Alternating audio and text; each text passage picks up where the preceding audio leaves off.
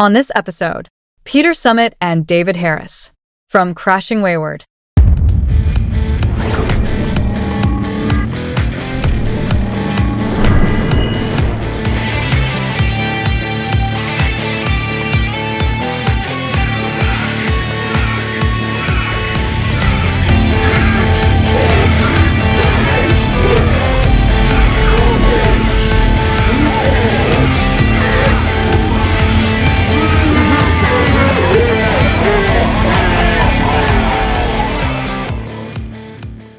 All right, today's guest, Crashing Wayward, formed out of Las Vegas in March 2020.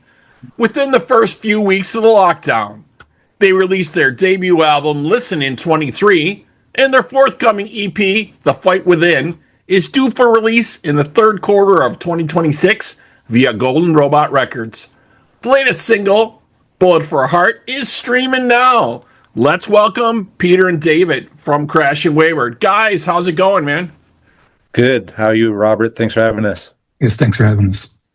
Definitely. So very cool stuff here. I've been listening to some of the tracks here. You guys have sent me some of the early release for some of this stuff. I appreciate that. Very cool. So were you all located in Vegas when this kind of first came together, or how did that first start out, Pete? I'm actually from San Diego. So it kind of started from another band, and I came out, and Dave was actually a part of it before I was. Yeah. So and then so that kind of band dissolved at the start of COVID, and we transitioned and reformed as Crashing Wayward. So I'm actually from San Diego. Dave is from Ohio. Dave, one of you guys? Yeah, Ohio. Yeah. So. Yeah. So, Dave, you were one of the first ones to get on board with this project and start looking for the rest? Yeah, kind of because again, just like Pete said, it was basically another band, and then kind of I was playing with that band, then that band lost the singer. Then we luckily found Pete, and we started writing songs right away, and it just went from there. So it was luckily the band dissolved so we could form Crashing Wayward. Yeah, Carl was in Los Angeles at that time. So we were coming across from the country, we just kind of centralized here in Las Vegas. And I ended up moving to Las Vegas for the band. So here I am now. Pete, so how to make it? Yeah, right. Pete, how is the local scene out there? I know some of the local bands a little bit. How is it playing the clubs out there? Is it really kind of cutthroat still as it was, or how is it out there? Well, I think that there's a lot happening here for sure. There's, I think that I'm still kind of like in discovery mode. There's some really good promoters out here that are putting together some really good shows. There's some really good venues, Swan Dive, The Usual Place. Vamped is no longer.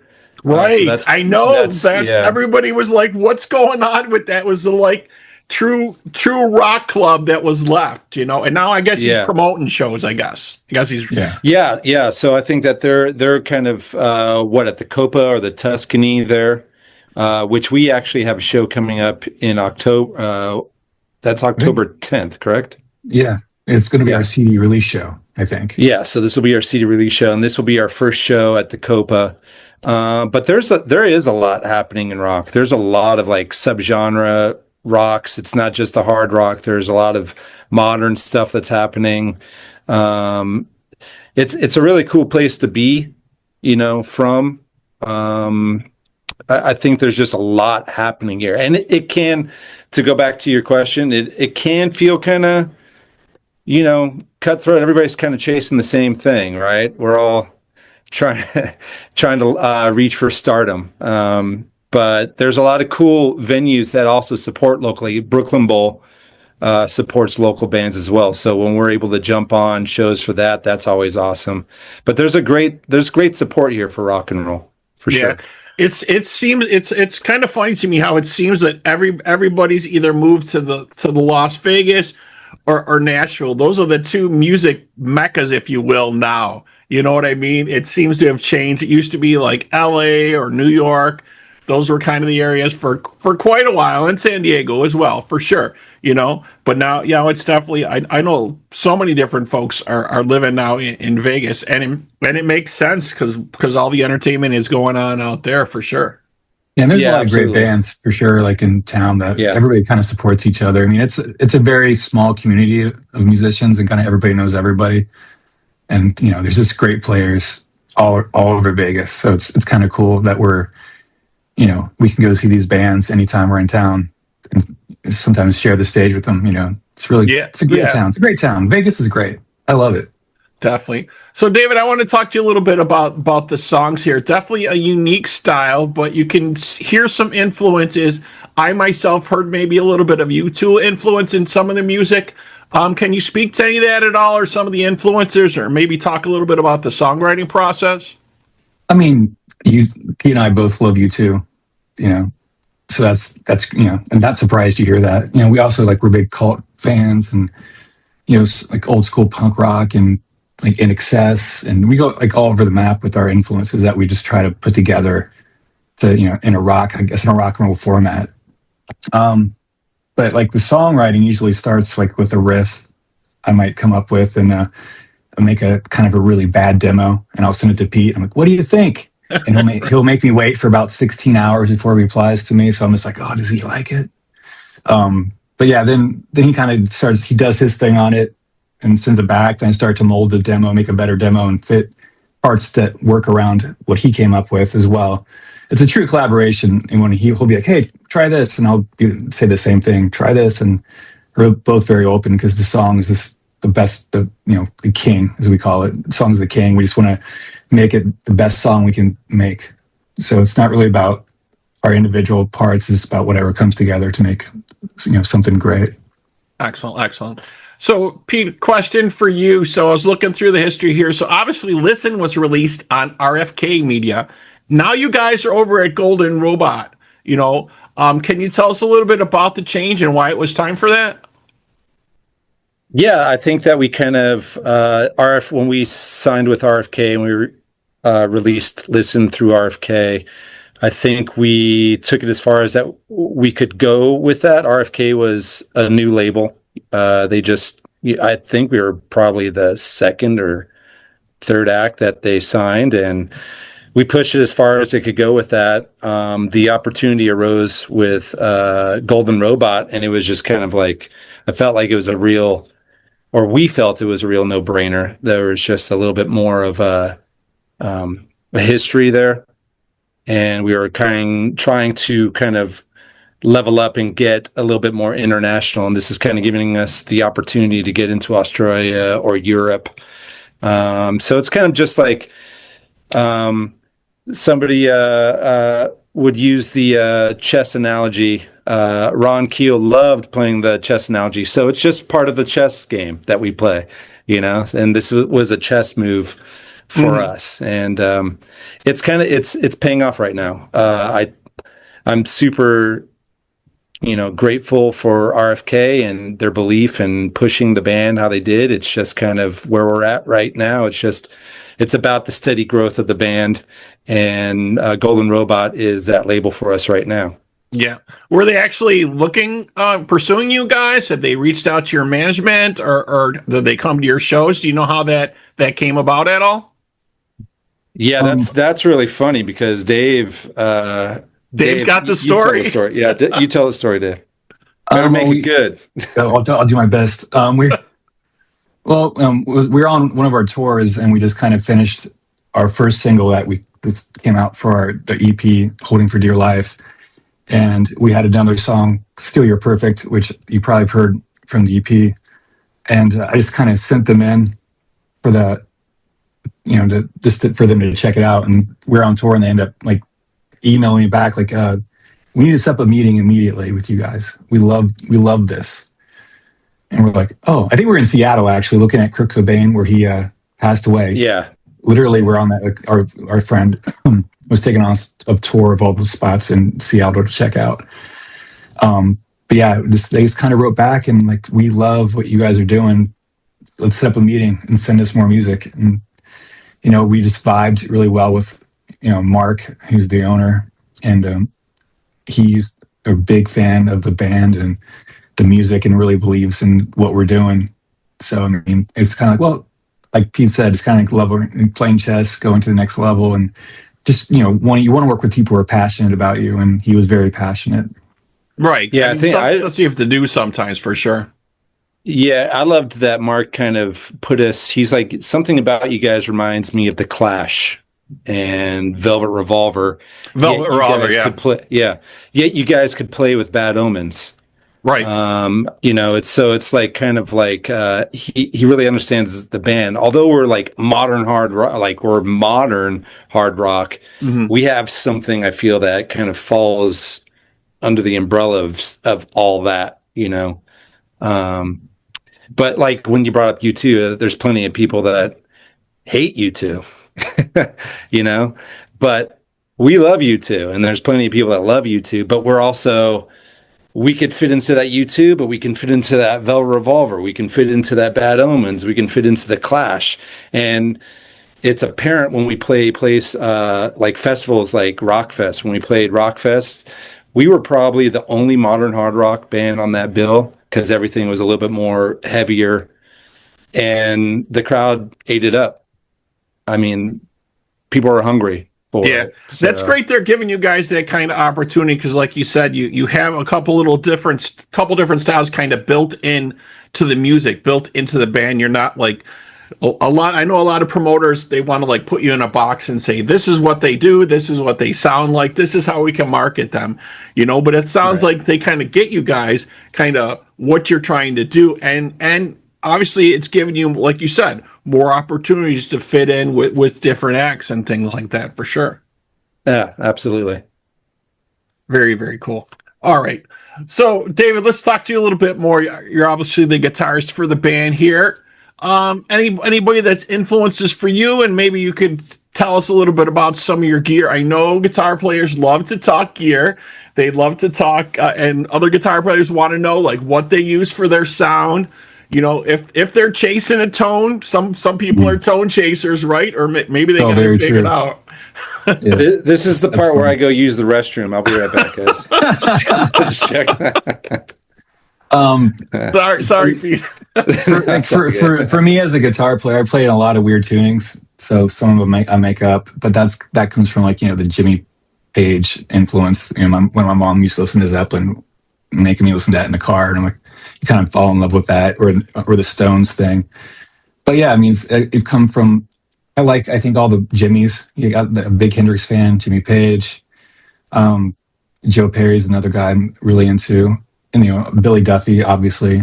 I think that's pretty obvious with me. But I like to combine a bunch of styles into one, and I love the blues, but I also really like punk rock and like new wave. Right, so I'm hearing that when I listen to your songs. Like it's not like you're going to hear the same type of style, which is very cool for me because I think a lot of the newer music, I'll say newer bands that are like newer to me, they're out now. It's kind of starting to sound a little bit the same, right? Kind of what happened in the 80s, right? The bands kind of started to sound a little bit the same, they got that, okay, we know what the niche is now, you should sound like this, your songs could kind of be about this, you should kind of maybe look this way, and after a while that gets a little old, right? Yeah, I mean, rock radio is kind of weird because like a lot of people are using the same digital preset sounds, same drum sounds, same guitar sounds. We like to use real amps. I mean, we're one of the. It's weird because when we tour, there's so many bands that don't even use amps anymore. Right. They just go straight to PA. Yeah. Yeah, and I'm like, man, I get why they do that, but I love just how the air pushes behind you, and there's something about being. Plus, you get a different tone out of your amp usually, right? Especially if I don't know if you're a Marshall guy, if that's what you like to use, or your Fender or whatever. But I love Marshall. I got a great silver anniversary, which sounds amazing. and I got a couple other Marshalls, but I'm endorsed by Friedman, so I usually use a lot of Friedmans on the road, which they're amazing. But those amps are so good, you can't like lie with them. Because some amps you can kind of get away with kind of flub and stuff, but they're so like precise what you're playing. It makes you play better. So I'm like, which kind of sucks because I have to be on my game more. I can't just, But yeah, on tour I use Friedman, which I guess like I said, they're great amps. Guitar wise, I use a White Falcon Gretsch 62 Les Paul Jr. before they became the SG. Les Pauls. I'm not a big Strat guy because they're great in the studio, but live they sound a little thin to me. But yeah, I want to go up there and just play loud rock and roll that they used to do. And I just think it looks cool with the amps behind you. Right. Well, that was always the thing. Like, if you went to see Van Halen, there was like a million. It looked like a million speakers behind them. None of them are only maybe 4 were turned on. But you got that. Same with AC/DC, right? They would have the huge wall of sound, at least for effect, just to look that way, right? Was always I mean, cool there's something classic and cool about that, and I miss that when you see some bands because they don't have anything up there, and it's just the drum set and the kind of rock, jumping around and they're great, but it's also I just miss that aesthetic that the old school music bands had. So that's live. I like to, and we're a live band. We don't use there's nothing fake coming out when we play live. So there's just something about and that's another thing that's come across in so mmany years, right? If it was pop music, it was acceptable to have backing tracks, backing vocals.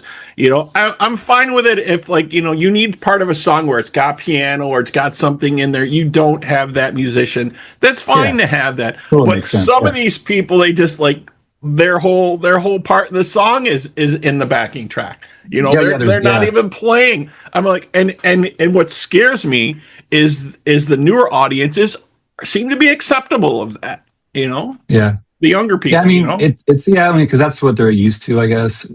I mean, but the great thing about when we play live, you never know what you're going to get. You might get a great show, you could get a bad show, but there's that factor of the unknown, which I like about this band. We have some great people in the band and great players, but it's but live we bring it, and it's like I said, you're not going to get the same show every night. Yeah, some that's nights, what it's all about. I might fuck up and play something totally different, or Pete might change the melody. Right, but if you mess up, you got to do it twice. That's what Eddie Van Halen said. Always do it twice, so it looks like you did it on purpose, right? Exactly. All right. So Pete, back to you. Let's talk a little bit about the latest single here, "Bullet for a Heart." Can you give us a little bit of background on that song, maybe a little bit? Yeah, that is, gosh, we kind of wrote that, a couple years ago, Dave? Yeah, I mean, and the demo is completely different than where it came out. So you reworked it completely. Yeah, literally so that was a week before we went to the studio. I reworked it to fit Pete's stuff better.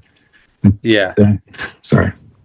No, it's all good. So we started, that's part of the post listen singles. Now is actually one of the songs that we